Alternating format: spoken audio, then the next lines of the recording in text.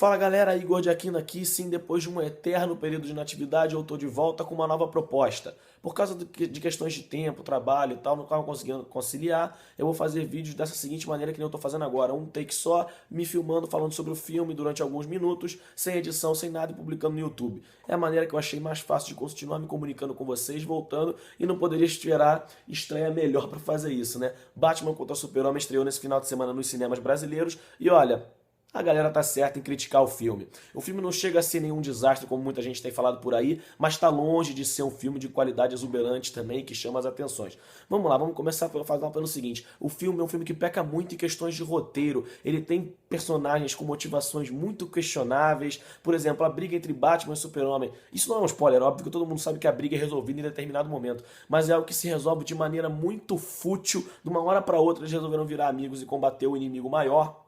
Então isso eu acho que é um problema muito grave e ele permeia o filme o tempo inteiro. O Lex Luthor é um personagem que, na minha opinião, ficou ridiculamente ridículo no filme aqui. O Jesse Eisenberg é um excelente ator, ele já provou isso em outros filmes, mas cara, aqui não ficou legal, ficou mais parecendo um Coringa do que um Lex Luthor. Ele é um cara que o filme se trata como um filme sério na maioria do momento.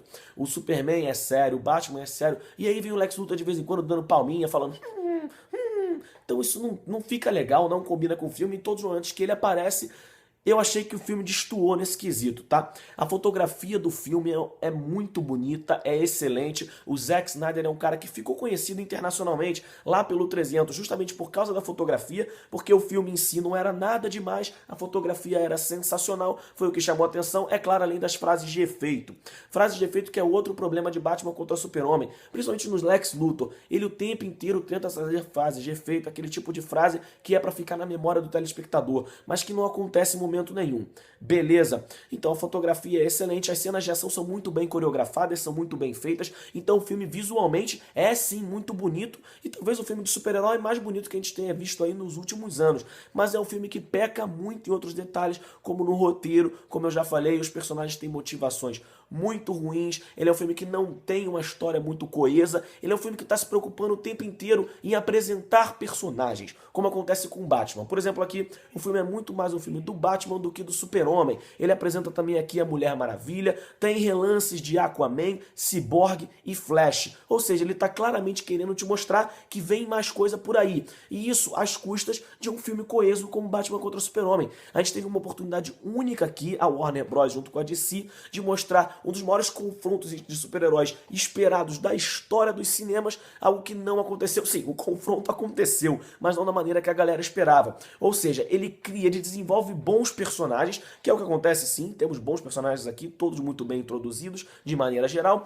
mas sacrifica uma boa história. E não adianta nada você ter bons personagens se não tiver uma boa história. Isso é um problema que o Zack Snyder sempre tem. Ele não consegue criar histórias muito relevantes, na sua maioria, mas tem fotografia belíssima, efeitos visuais excelentes, que é o que acontece aqui de novo. Efeitos visuais que são excelentes, mas por sua maneira não funcionam bem porque eles são o tempo inteiro acontecem.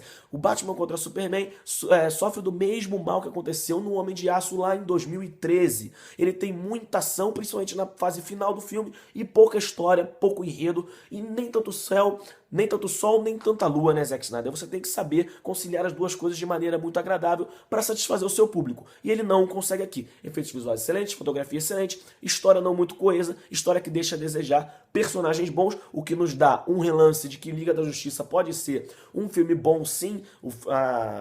O universo de nos cinemas pode ser um bom universo porque ele introduz bons personagens aqui. Tem que ver o resto se vai seguir esse coisa.